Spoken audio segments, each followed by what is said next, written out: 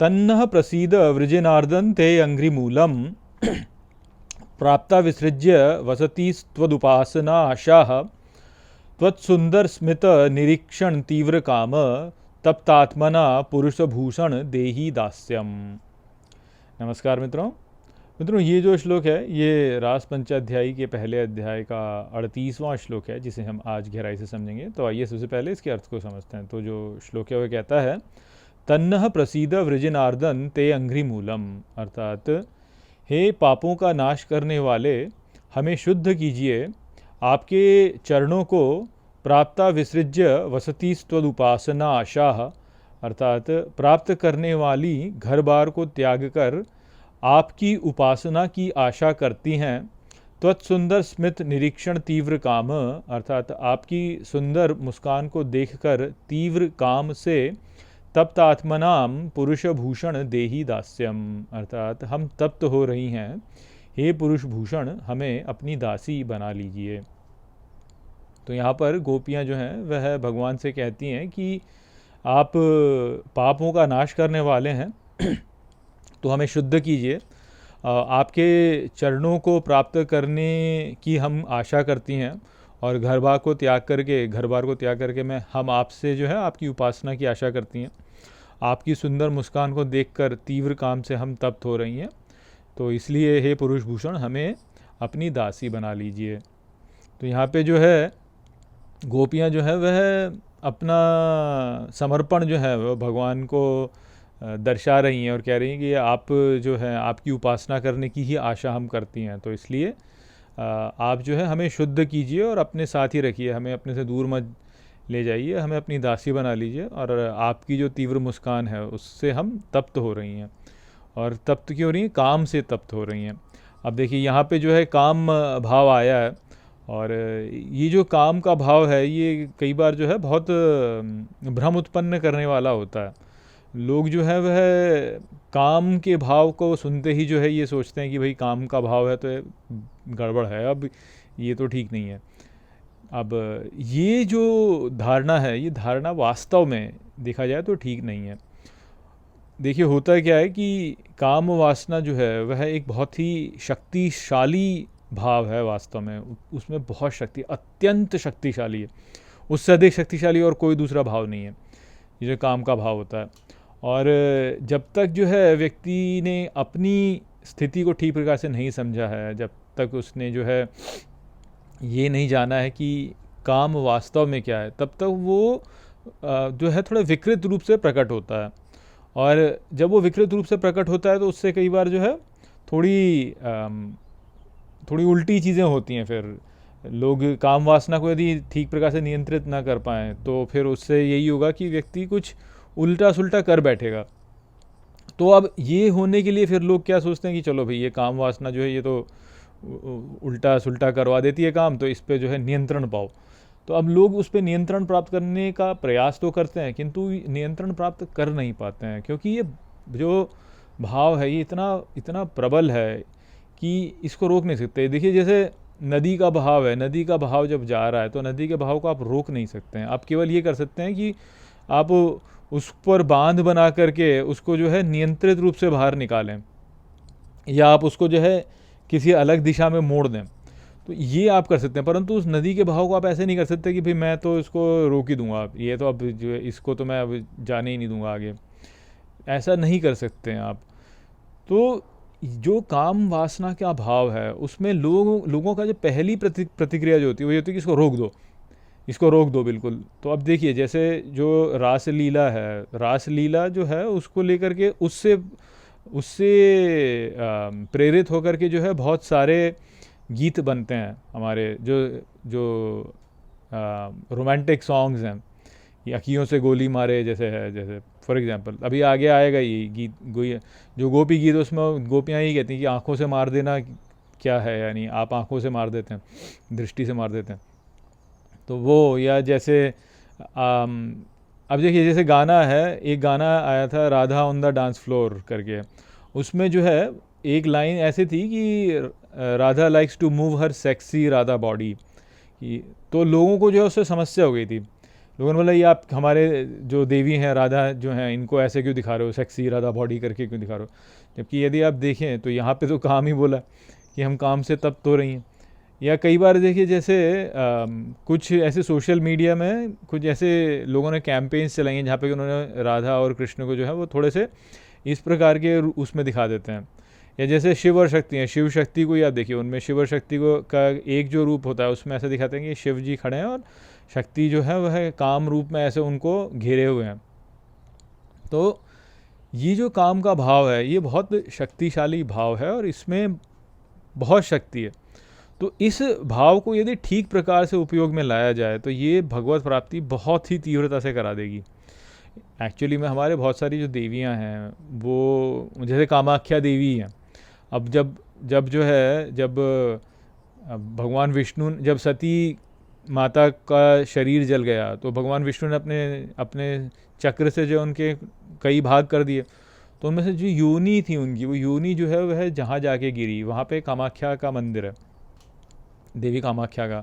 या जैसे ललिता त्रिपुर सुंदरी हैं, उनको भी जो है कैसे दिखाया जाता है, उनको जो है भी कामेश्वरी बताया जाता है।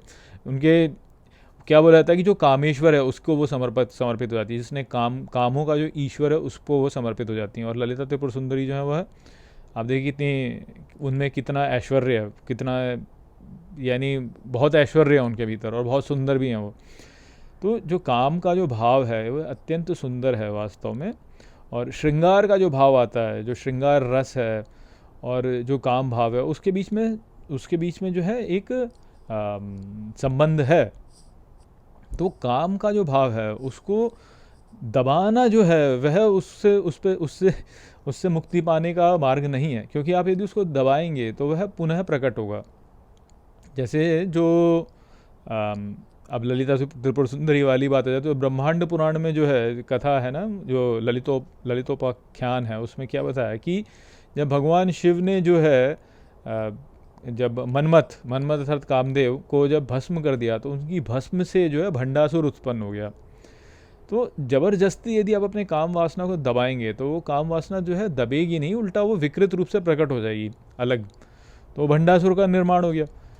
तो आप दबा नहीं सकते हैं। और अधिकांश जो धार्मिक जो वो हैं धार्मिक संप्रदाय जो हैं उनमें दबाने आज के समय तो विशेष रूप से दबा दो, उसको दबा दो, उसको कंट्रोल कर लो। आप ऐसे कंट्रोल नहीं कर सकते। नारद मुनि थे, नारद मुनि ने बोला कि मैं काम पे जीत गया, मैंने काम वासना को जीत लिया है मैंने। तो भगवान ने क्या किया, उसका मुंह जो है बंदर का बना दिया, उनका मुंह अब मैंने काम वासना को जीत लिया तो अंततः क्या हुआ, उनका मुंह बंदर का ही हो गया ना। तो काम वासना ऐसे नहीं नियंत्रित हो सकती है कि आप जो है ऐसे नियंत्रित कर लें उनको। काम वासना को चैनल किया जा सकता है, काम वासना को ठीक प्रकार से चैनल किया जाता है, उसे भगवान की ओर यदि लगा दिया जाए तो वह जो है वह उद्धार करने वाली है। और यह ही श्रृंगार रस है वास्तव में। कि मान लीजिए कोई ऐसा व्यक्ति जिसमें बहुत अधिक काम वासना है, तो वो काम वासना को बोले कि मैं दबाऊं इसको, तो दबा नहीं सकता है। देखिए अलग अलग लोगों की अलग अलग वृत्तियां होती हैं। कुछ लोग ऐसे होते हैं जिनको कि नेचुरली जो है काम वासना पे कंट्रोल होता आ जाता है, उनमें नहीं होता है उतना। पर कुछ ऐसे भी होते हैं जिनमें को नहीं होता है। तो जिसमें बहुत अधिक है तो वो जो है वह काम वासना को ऐसे भगवान की ओर लगा सकता है। और भगवान की ओर काम वासना को लगाने का जो भाव है वह ही वास्तव में श्रृंगार रस भी वह ही है।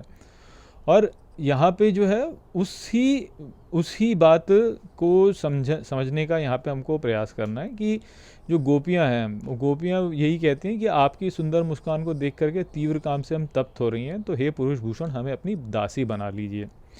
अब ये जो बात यहाँ पे बताइए कि हमें अपनी दासी बना लीजिए, ऐसा क्यों बोला जा रहा है? क्योंकि देखिए जो स्त्री का जो भाव होता है काम वासना में, पुरुष के भीतर जो काम वासना का भाव आएगा और स्त्री के भीतर जो काम वासना का भाव आएगा उसमें भेद होता है।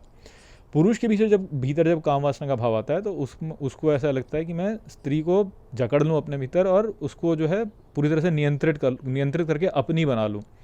इसीलिए जो है पुरुषों में जब काम वासना होती है तो वह जो है स्त्री को नियंत्रित करने की ओर होती है, उस पर डोमिनेट, जैसे कहेंगे डोमिनेट करने की होती है, डोमिनेट करने का उसका होता है भाव होता है। और जो स्त्री है उसके भीतर जब काम वासना होती है तो उसमें डोमिनेशन का भाव नहीं होता है, उसमें सबमिशन का भाव होता है, समर्पण का भाव होता है। तो पुरुष में जब काम वासना आती है तो वह जो है स्त्री को नियंत्रित करेगा, उसके ऊपर अपना प्रभाव डालेगा और उसको अपने में ले लेगा, अपने में नियंत्रित करने का प्रयास करेगा। और स्त्री जो होगी वो जब काम वासना से कामुक होगी तो उसमें जो है समर्पण का भाव हुआ कि मैं समर्पित हो जाऊँ। तो अब ये जो पुरुष के भीतर जो ये भाव आ रहा है ना कि मैं स्त्री को नियंत्रित कर लूँ अपने भीतर, यह भी कहाँ से आ रहा है? ये वास्तव में वो जो दिव्य खेल है उसमें से ही वास्तव में वह आता है। तो ईश्वर जो है, भगवान जो है, वह ही परम पुरुष हैं और वह ही संपूर्ण के नियंता हैं वास्तव में। तो जो वो नियंता हैं वो तो उनको तो जो है उनको अधिकार है कि वह सबको जो है नियंत्रित करें, क्योंकि वो तो नियंता हैं ही वास्तव में, तो उनको तो ये अधिकार है। परंतु कोई पुरुष जो है उसमें यदि काम वासना है और कोई सामान्य सा पुरुष है और वो यदि नियंता बनना चाहे तो वो तो नियंता नहीं है ना। तो इसलिए जब उसका काम वासना इस प्रकार से प्रकट होती है तो वो विकृत रूप में प्रकट हो जाती है। वहीं पर जो पुरुष यदि ऐसा ना करे, जैसे कि ललिता सहस्त्र नाम में भी बताया गया है कि ललिता जो है वो क्या करती हैं, जो कामेश्वर है उनको समर्पित हो जाती हैं, अर्थात जो कि काम को नियंत्रित कर सकता है। तो जो नियंत्रण का जो भाव है ना, पुरुष के अंदर भीतर जो नियंत्रण का भाव होता है कि मैं काम वासना जागृत हुई तो मैं नियंत्रित कर लूँ स्त्री को, यदि वो उसको नियंत्रित कर सके तो उसको फिर जो है वह जो भाव है वह प्राप्त हो जाएगा, उसको। तो ये बड़ी जटिल सी बातें हैं क्योंकि हम इनको समझते नहीं है ना, इस कारण से काम वासना का उल्टा प्रभाव हो जाता है। ले दे के जो बात समझने की है वहाँ पे ये है कि जो इस जगत में जो भी जीव है, वो जीव जो है वह भले ही पुरुष शरीर वाला हो या स्त्री शरीर वाला हो, भगवान के साथ में यदि उसका संबंध देखा जाए तो वो स्त्री वाला ही संबंध है, क्योंकि भगवान जो है वह तो है परम पुरुष, पूर्ण पुरुष, और जो भी जीव हैं वह उनके संदर्भ में स्त्री ही हैं। तो उनका जो भाव भगवान के प्रति होना चाहिए वह समर्पण का भाव होना चाहिए। तो जब काम वासना उत्पन्न होती है तो यदि व्यक्ति जो है इस काम वासना को ठीक प्रकार से समझ सके कि यार ये जो काम वासना हो रही है मेरे भीतर पूर्णता की प्राप्ति की हो रही है, जो पुरुष शरीर वाला व्यक्ति है वह स्त्री को प्राप्त को नियंत्रित करने का प्रयास क्यों कर रहा है, क्योंकि वह ये सोचता है कि मेरे भीतर जो स्त्री है वो नहीं है, वो उसके भीतर की जो स्त्री है उससे संपर्क में नहीं है वो, तो इस कारण से जो उसके भीतर ये भाव होता है। ठीक इसी प्रकार से जो स्त्री है उसको पुरुष के प्रति समर्पण का भाव क्यों होता है, उसको इसलिए होता है कि भाई मेरे भीतर जो पुरुष भाव है वो नहीं है, तो मैं समर्पित हो जाऊंगी तो मुझे पुरुष भाव प्राप्त हो जाएगा।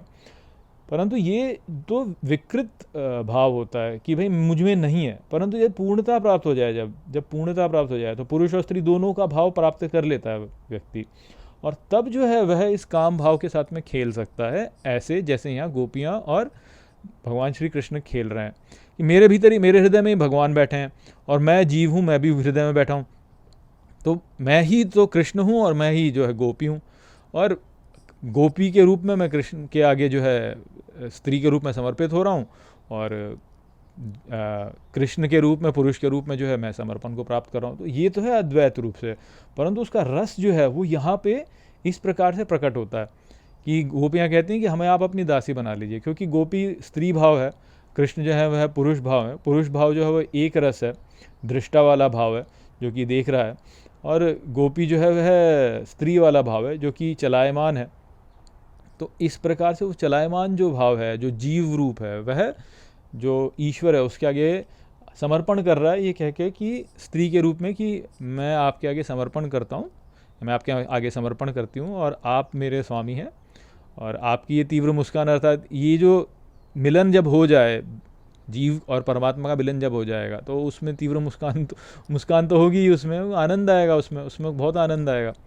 तो वो वाली बातें जो कि यहाँ पे बताई जा रही है, ये इसको इस प्रकार से समझना है। तो जो ठीक प्रकार से समझेगा वो ऐसे समझ पाएगा उसको, जो नहीं समझेगा उसको ये लगेगा कि हाँ भाई ये तो भाई एक पुरुष और बहुत सारी स्त्रियों का यहाँ पे खेल चल रहा है और बस ये तो ऐसी है, ये तो कर लें और हम नहीं कर सकते करके ऐसा लगेगा उनको। तो वो उनको ठीक प्रकार से समझ नहीं पाएगा, क्योंकि जो हमारे भीतर का काम भाव है ना उसको हम समझते नहीं हैं अच्छे से, हम उसे समझते नहीं हैं और उसको पहले से ही जो है कुछ लेकर के ऊट पटांग काम करने लग जाते हैं हम। कि वह पुरुष जो होगा वो स्त्री के आगे स्टाइल दिखाने लगेगा और बोलेगा देखो मैं कितना बड़ा स्टड हूँ, स्त्री जो कि वो जो है वह पुरुष को बोलेगी कि तू तो कोई स्टड नहीं है, यदि इम्प्रेस नहीं हो रहा, इम्प्रेस हो रही है तो उसके आगे समर्पित हो जाएगी। बाद में उसे पता चलेगा कि यार ये तो बात नहीं बनी यहाँ पे, ये इससे तो मुझे पूर्णता प्राप्त नहीं हुई, तो फिर जो है वह रूठ जाती है। तो इस प्रकार के बहुत बहुत लफड़े होते हैं जो कि हम अपने चारों ओर देखते ही होते हुए, जहाँ पर कि जो है कई बार पुरुष जो होता है वह दुर्व्यवहार कर बैठता है स्त्रियों के साथ में, स्त्रियाँ जो होती हैं कई बार वह जो है गलत व्यक्ति के साथ में जुड़ जाती हैं, फिर उनको दुख होता है और फिर जो है वह उल्टा जो है आरोप पुरुष पे लगाते हैं कि इसने मेरे साथ दुर्व्यवहार किया। तो ऐसे बड़े बड़े वो होते हैं, और वो होते इसी कारण से क्योंकि हम लोग अपने भीतर की जो काम भावना है उसको समझते नहीं हैं और पहले ही जो है उसका कुछ ना कुछ उल्ट पटांग जो है उसके साथ में कर बैठते हैं। तो यहाँ पे अभी अगले कुछ और श्लोक हैं जहाँ पर कि इस प्रकार के ही विचारों को प्रकट किया जाएगा। तो हम धीरे धीरे इसमें जो है और गहरे से इसको समझेंगे, इसके साथ में थोड़ा रहेंगे ताकि ये विचार गहरे में हमारे भीतर घुसे और उनको समझ सकें, तो हम अपनी काम वासना को समझ सकें, हमारी काम वासना क्या है, क्यों है, और उसको ठीक प्रकार से चैनलाइज कर सकें ताकि जो है हम भगवत प्राप्ति उसके द्वारा कर सकें, ना कि जो है संसार में फंस के जो है अपना ही जो है अपनी हानि हम कर बैठें। तो वो संदेश था यहाँ पर इस श्लोक में। आशा करता हूँ कि ये श्लोक आपको ठीक प्रकार से समझ में आ गया होगा। चलिए इसी के साथ इस वीडियो को हम यहीं पर समाप्त करते हैं। नमस्ते।